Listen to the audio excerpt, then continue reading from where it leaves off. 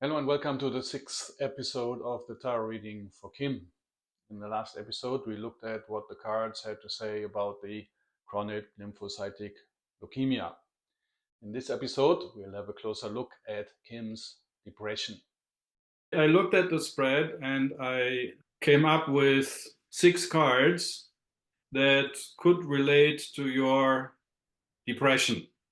Yeah, I'm not sure they do, but let's have a look at these 6 cards. And I put them in the middle as usual. You said you were diagnosed with depression. When was that? Quite a few years ago. You never really know if it's circumstantial or if you just have a tendency once in a while. I mean, I think everyone honestly has Oh, yeah, periods of definitely. depression. Everybody has that. Um, It's a secret we all yeah, share. and you go through difficult times and you have periods of depression. I Yeah. don't know. It's Do you have any ideas what the causes are? Did you talk to a psychologist about it? I mean, you told me you have trouble with your ex and your 2 children. Do you think that's maybe the source of the depression? yeah. I mean, I've had throughout my lifetime a lot of issues, as many people do, family issues, Hmm. marriage issues. My ex-husband had mental health issues Hmm. pretty seriously. And I have 2 children. We were married 25 years, and my children both have issues, the bipolar disorder. But it's with my son, it's more than just that. And he's 44, and he's never going to be off my back. Last year his wife he hadn't worked in like 9 years. His wife filed for a divorce and he went berserk. I mean, in and out of the hospital, phone calls. That's pretty circumstantial. It's hard to turn your children off, but you have to live too. Mm. And Okay, so if there are problems in life, we can basically react in 2 ways. The first way is we get mad and then we attack, or is we get depressed and then we seclude ourselves and we try to escape the problem. It's the fight and flight response, but for a difficult situation. Do I make sense? yeah, I don't I think, like, when I was married, I got into the routine of, because my husband had a very bad temper Mm-hmm. and um wouldn't actually hit me, but he was scary, He like threatened you? threatening. Yeah, and broke at things in the house, like he'd smash things and break doors and throw gallons of milk at the wall, and he had terrible judgment, but he was very very intelligent and manipulating. After 25 years, I left, Mm. and I had to hide for a while. But my son is following pretty much the same path, not being able to get along with anybody, not being able to hold a job, just has this bizarre way of thinking, like, oh, you have no money now, you're divorced, you have no job, you have no money, you're 44 years old, and you're bitching at me about it. Oh, your car is old and it needs work. And it's like, I'm 66 years old, I'm tired of this shit.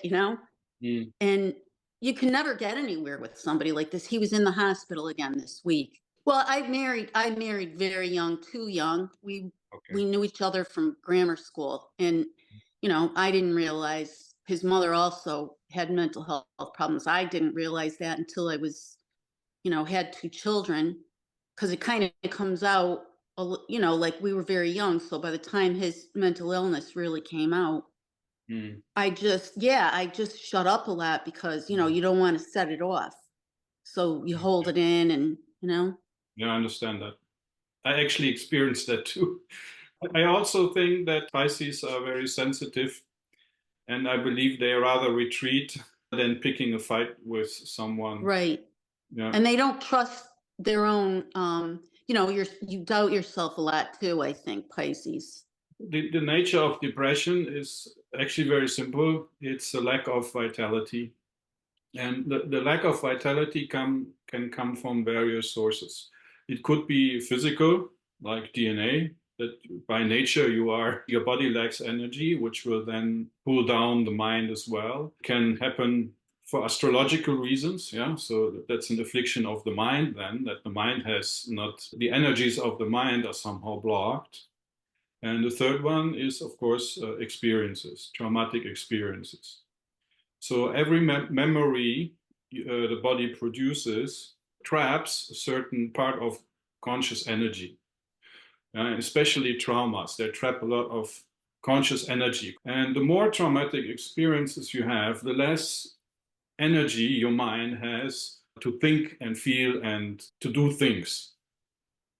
So I think in your case, a lot of the energy you're missing now is trapped in your traumas.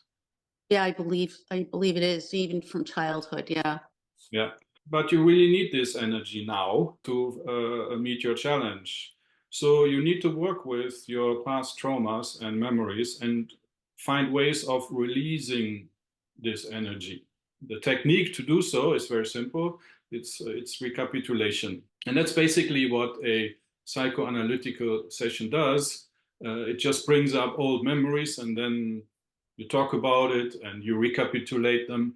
And while you do that, the energy that is trapped in these memories is released and is free for you to regenerate.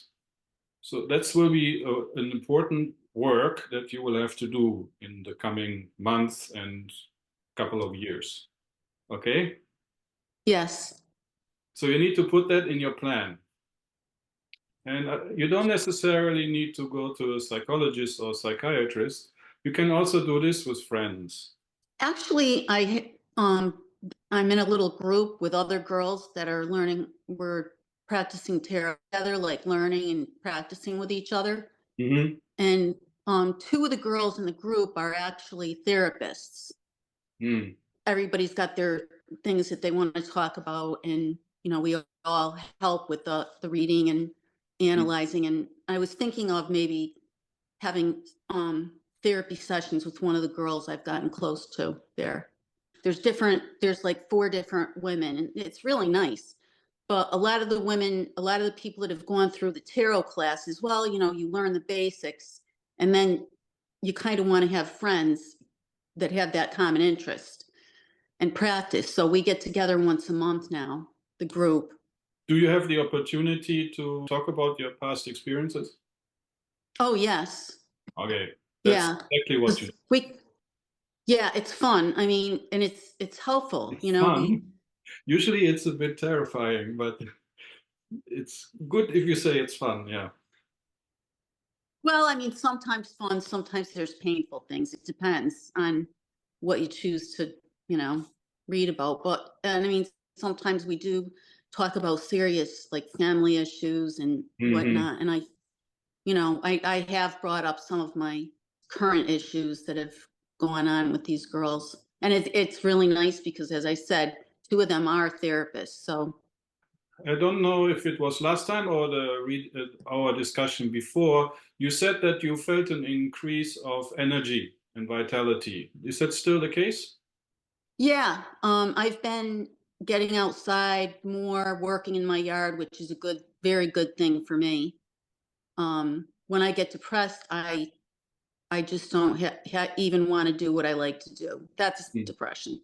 Yes. When you love to do something and you just can't get yourself to do it. But you need to keep working on that you keep that energy, that spirit, that vitality. You need to nurture that. Yeah. So yes.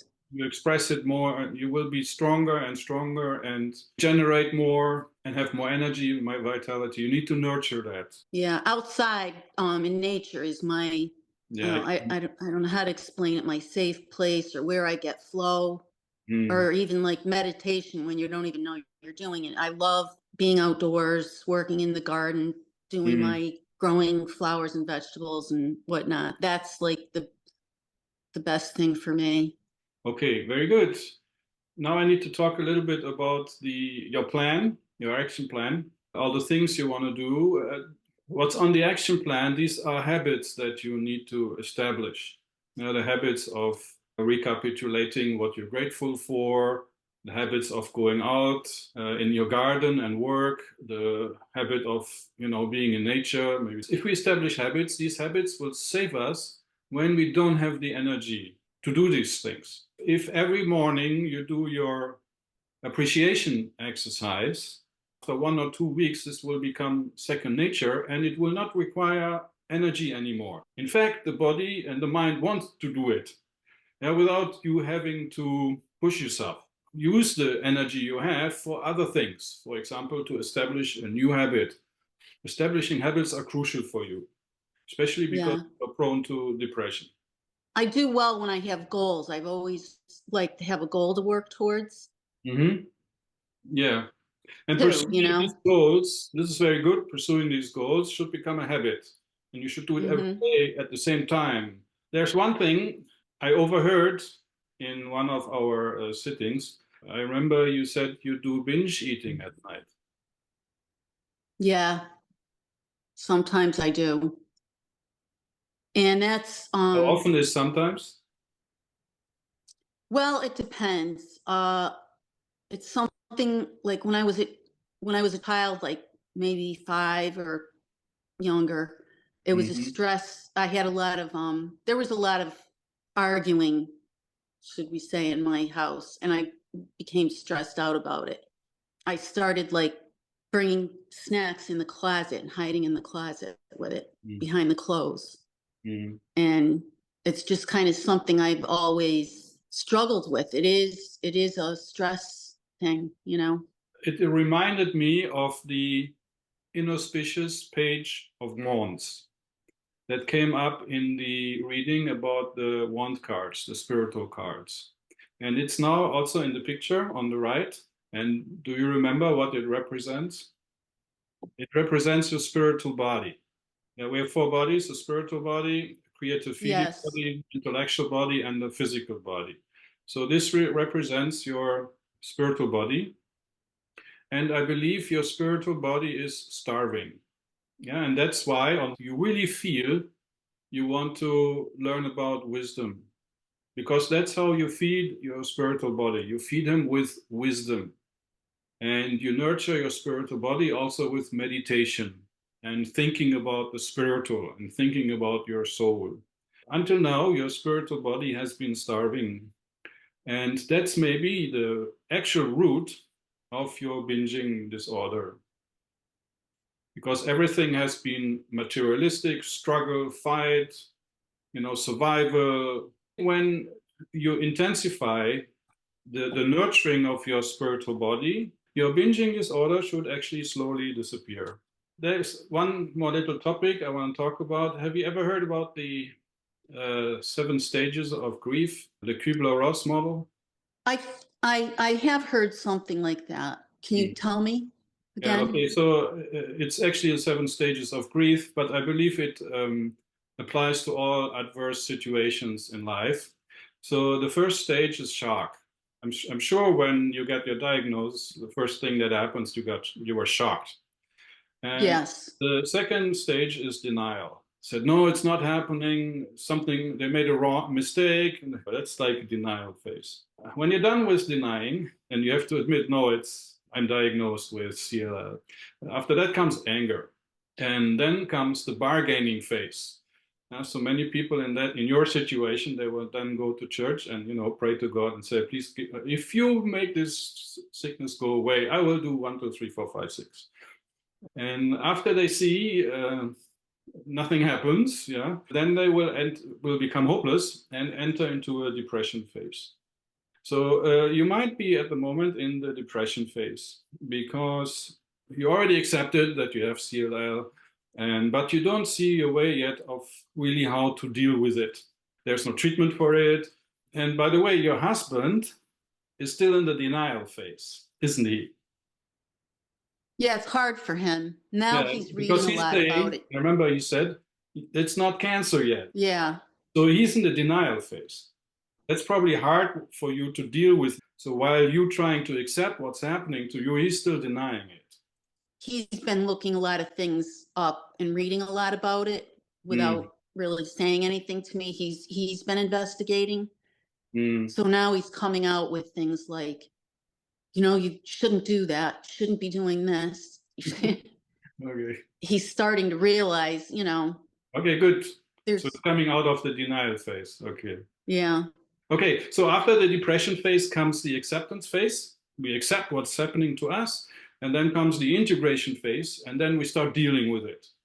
And I think you already made a start. You got into your group, you got information, you will now see the CLL specialist, you're talking with me, and so you're already starting to integrate it.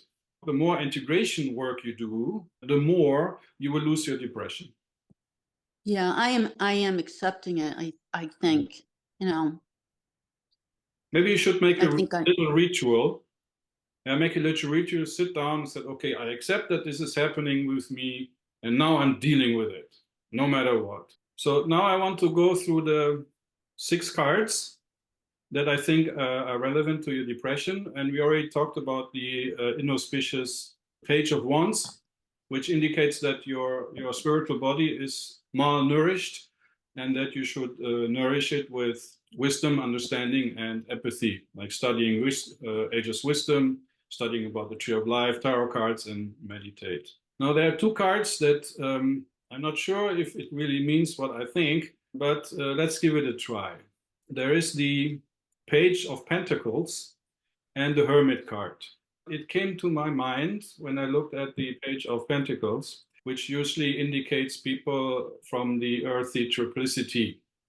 And I remember your daughter is a Virgo. The Page of Wands could represent your daughter. Now, usually the Page of Wands only represents young people in their youth. But maybe because it is your daughter, it's still your child. You know what I mean? I never heard this, and I tried to find out if the Page of Wands ever represents the Quirins' children, although they're already grown up. Across it, you have the Hermit card, which represents Virgo, which is one of the 5 highlighted cards, and a key ability for you to overcome your challenge. So maybe you should work with your daughter. yeah, that would probably be a good thing for me. Yeah.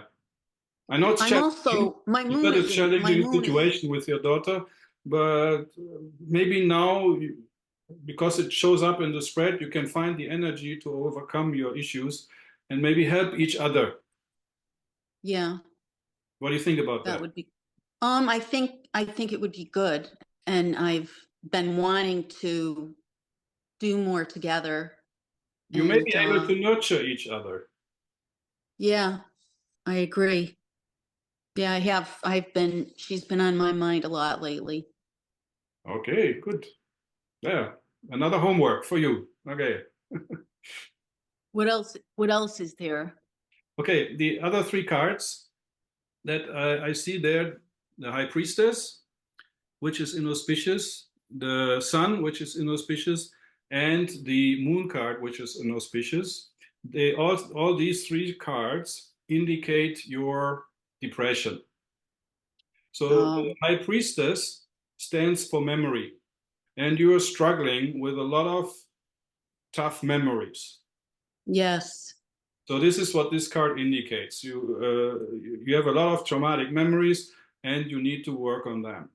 The Sun stands for vitality. As we know, depression means lack of vitality. That's why the vitality card, the Sun card, is inauspicious.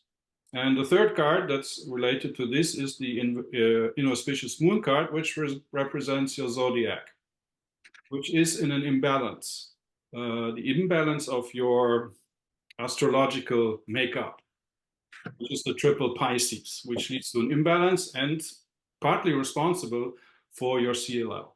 And yeah, those cards make a lot of sense. Okay, so that's it from my side. Do you have any questions? No, it's really interesting. I'm gonna be anxious to watch it again and really maybe jot down some notes and look into things. All right, very good. Yeah, then have a nice Sunday. I will, you too. Okay. Okay. Bye-bye. All right. Thank you for watching this episode of the Enlightenment Tarot. I hope you discovered an inspiration or two. Next week, we'll have a look at all the cup cards in the spread. Please help to spread the light with a like and a share. And don't forget to subscribe. Love and light.